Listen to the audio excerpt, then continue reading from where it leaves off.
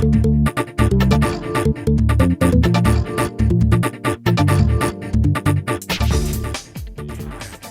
this chapter, we're going to be looking at Ukemi, or the art of falling safely.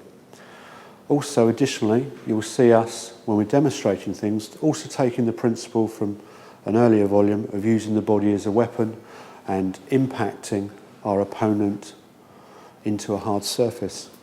So that's part of the training drills that you see. You get practice at moving weight in a direction that's useful to us, but at the same time we're going to be concentrating on allowing that drill for our partner to learn to fall safely against a variety of unusual surfaces, whether they be upright or whether they be down on the floor.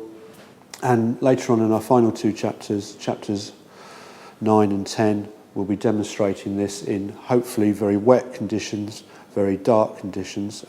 We apologise if the footage is not that clear, because we want it to be wet and dark to give you an understanding of why we train this particular way, because we're going to be looking at doing it in a confined space on an uneven surface hopefully with lots of tricky obstacles all over the place, and that will highlight why we have these key principles in place. Our first key principle, as you've seen with all our other volumes, is always we're talking about constantly shielding, shielding, shielding, shielding, shielding the whole time. We've come up with a very simple few words that we'll be saying constantly, and it's chin in, breathe. Just when we talk about our striking, we want that breathing, and relax, so we become soft and very floppy. The first breakful, or Ukemi, that we're going to demonstrate is a very simple one. It's going to be a standing one up against the wall. I'm going to show you the key points, and I'm going to ask James and Carl to demonstrate this at quite, not 100% full speed, because injuries will happen if you train at that level, but maybe about 40 to 50%, and you get an understanding. Again, alignment comes into it. Very, very important. We've talked about this throughout the entire series. So we're just going to start off with this first breakful. The important thing is that when we come in, as we said, is we shield. And the arms are up. Chin in, and I'm relaxed. And as I move back, we get a leg up to act as a shock absorber. And then my bum goes in, and I take the force against it. My hands are covering and pulling my face into myself the whole time. So I'm now in a position here to push off, or in a position to roll around the surface, but the whole time my head's up. So it's very, very simple. The principles are shield, chin in, breathe and relax, and I'm going to ask James and Carl to demonstrate that now for me. Okay, so as Joe was saying, we're going to work on the back break fall against the wall.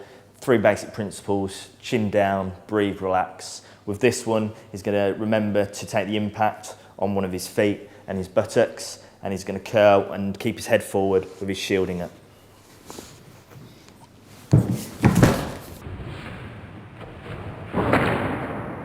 Side break fall, we're still working on the same principles, which will always be chin down, breathe and relax.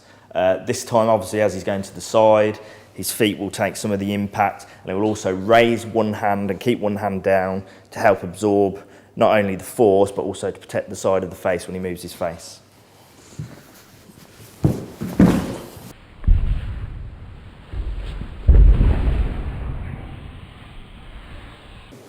Lovely, thank you. We're going to move on now, and obviously, so just as you can fall against your back, the same principles apply as if we're going to the front. We come in, up, chin in, our head's turned, we get a leg up to shield, and we take the force of the impact, but then we're in a position to push off and round and out, ensuring that we're covering the head at all times. And once again, James and Carl are going to demonstrate that. Again, not at 100%, but just at that 40%. Front break fall, again, is remembering to put his chin down, is remembering to breathe, and is remembering to relax. Of all the things, remembering to relax is one of these things that will help to take a lot of the impact away. A nice soft body will, help you to sort of like hit the wall a lot easier. He's also going to put his hands up in front of him this time to protect the face, and also as he hits, he's going to turn his head.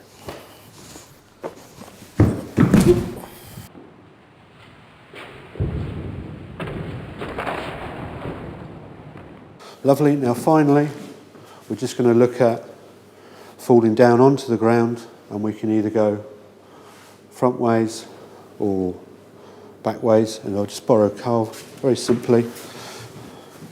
Main thing is he's going to shield for me. He's going to relax, chin in, breathe, relax. He's going to go down as far as possible, just dropping all his weight, going down, down, down, and he stays covered up and goes into the defensive posture on the ground and stays there, and he's looking around, and he keeps an idea of where we're going to be. And later on we'll be going into great detail at how we use this with our various training drills. You stand up. We're now going to look at the front. Same thing, shielding, going forward, going down, down, down, down, turning head and into the ground. That's lovely, thanks. And if you like to jump up, keeping the shield the whole time as you come up. And now James and Carl are going to demonstrate that at about 40% speed, please, for me.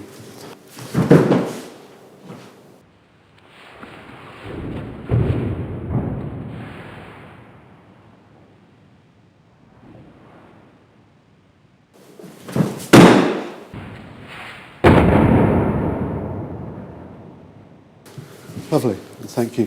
So later on in chapters 8 and 9, we'll be showing how those simple principles can be used in a confined space on a variety of different terrains.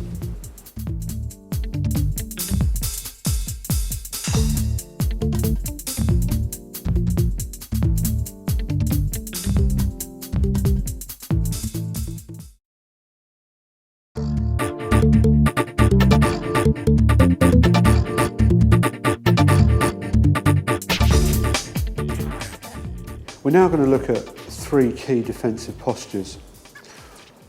One standing, one on the ground, and then finally our last resort posture on the ground.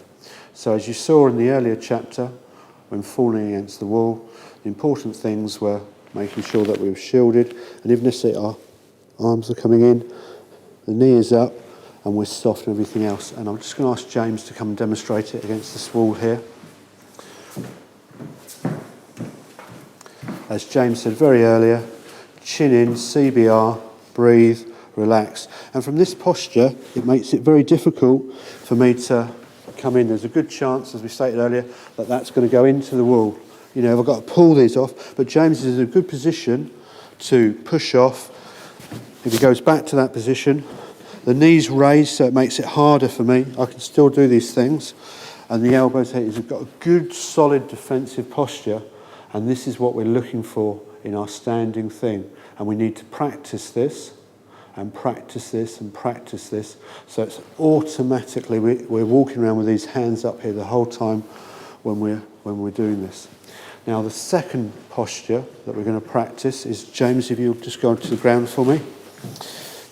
And in a later chapter we'll do this, is that again, shielding, chin in, breathe, relax, and the legs are up, a little bit high, James, knees, so sufficient, so it makes it hard for me to come in. And then finally, what we call our last resort position is James is going to go onto one side for me, just roll onto one side, and he's going to really fetal position, but it's important to make sure that these hands come back and almost grab whatever's there to come in. And the emphasis is on taking, because there's nothing going on, and if Carl comes in and Maynard comes in, the main thing is protecting this head and the back of the neck and here. And then finally, hopefully we've given up, but as I said, this is our final defensive posture. But prior to that, if James goes back to floor guard, if I was here and someone else was coming in, Carl coming, James is in a position to spin or whatever and looking around. In later chapters we will go into this in far greater detail.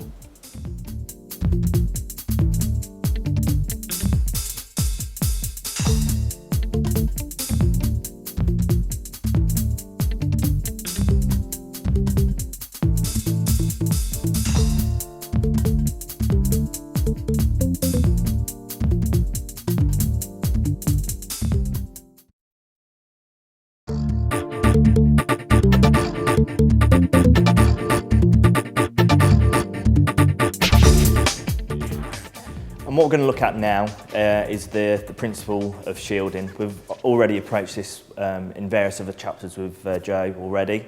But shielding it comes into its own when you tend to find yourself, rather than fighting one guy, when there's multiple opponents and you have to sort of like shields up.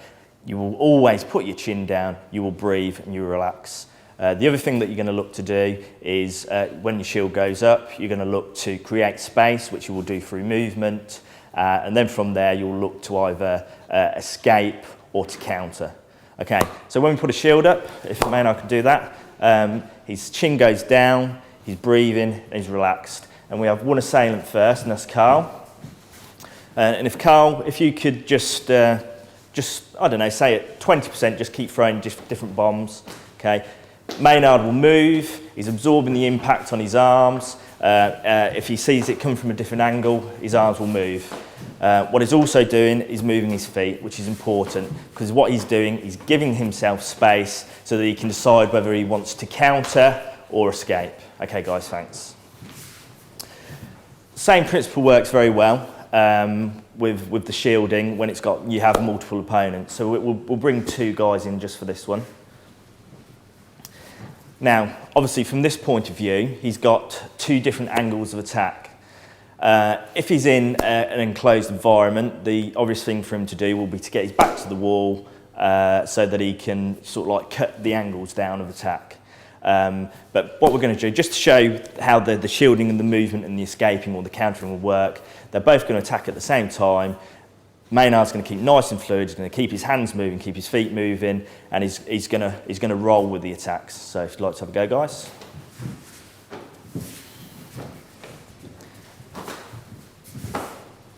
Okay, thanks. And from there, obviously, he's got the choice of either counter-attacking or escaping. To be honest with you, best thing for you to do is to escape, because with multiple opponents, it can get to the stage where you can be fighting one guy and then the other guy's punching you in the head, and the next thing you know, you're going to the next phase where you're on the floor. So just remembering, shield goes up, chin goes down, breathe, you relax, and then what you're looking to do is move, escape, or counter. Okay, we won't actually put ourselves into this position. When we put into this prone position or when we put into the guard position on the floor, it is usually when we have been put down in whatever way, thrown, hit or whatever. Maynard has gone to the ground, and the first thing he's going to do, he doesn't know how many assailants there are, he's going to put his shield up, his chin is going down, he's breathing and he's controlled. Okay, his legs are up, and that's a good defensive position. It's also a position where, if need be, he can counter. So if I bring Carl in. So basically Maynard's put his shield up, his chin's down, he's breathing and he's controlled.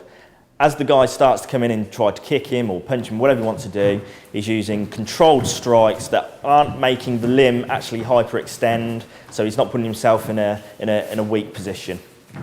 From there, if he manages to create a little bit of space, he will floor walk and then get up. Okay, so a simple drill to practice off your back when it comes to defending and striking is to quite simply have one guy at the top end of the body, one guy at the bottom end of the body. All they're going to do is start rotating themselves round Maynard. Maynard will move, and when he sees a pad, that's the target that he hits. So let's just go.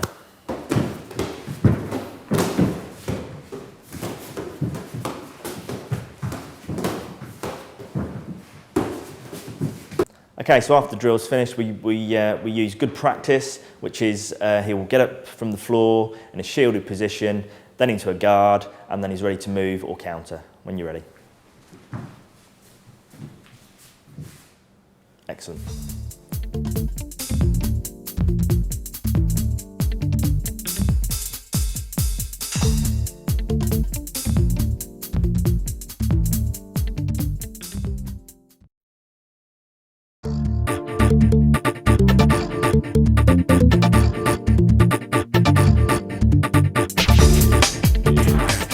Okay, so Maynard's found himself on the floor, and he's also found that his opponent has also come to the floor. This may have happened by being dragged to the floor, the opponent losing his balance, or he might know some element of ground fight and he might have put himself there. So the first thing we're going to do with the same as many things that we do within this art is the shield goes up, the chin goes down, we're breathing and we're relaxed. From there, the 3 points that work with this concept are that we will shield, create space, and rotate hips. Okay, so from there he's going to be punched and he's going to use his shield. If there's a counter there, he will strike, and from there he will gather. He's constantly striking if he's got an opportunity, and if the guy actually raises his face and presents a nice soft area, he'll put his hard bits into soft bits. From there, he needs to create his space and rotate his hips. He will strike, come up shielded, and escape, or perhaps deal with another threat that might be coming in. Okay, so the guys have moved to a different angle. What we're going to do is just go over the points, and then they're going to go through the whole technique. So he's going to put his shield up. He's then going to control, breathe and relax. And then after that, the concept is that he will shield, create space, rotate hips. When you're ready, guys.